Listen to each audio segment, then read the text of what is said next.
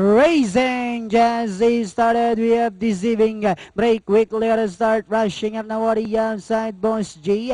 Down on the inside. Now is Seeds of Wisdom.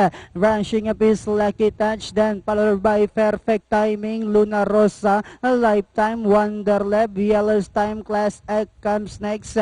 Then next online is Arithmetic. While all Jawon is the early trailer by about 10 lengths of the leader. And as they swing down the back, 3 runners fighting out for the lead. Deceiving Boss G in the middle. Lucky Touch is on the outside. 5 lengths further back in port comes Perfect Timing. Luna Rosa Wonderlab is running by the rail class egg. Then comes Seeds of Wisdom, Lifetime, Olajuwon, Arithmetic, while Yellowstein now running at the tail of the field. At the fourth turn, we have Deceiving by about 3/4 of a length lead.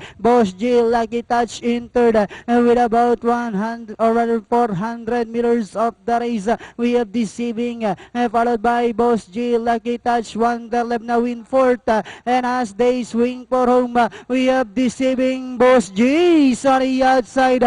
We have Deceiving Boss G on the outside. Last 100 meters, we have Deceiving Boss G moving up now on the outside to take the lead. And finally, we have Boss G, Deceiving, Lucky Touch, Wonderlab, Class Act. Then comes number 1, Seeds of Wisdom for your Super 6. 8310 271.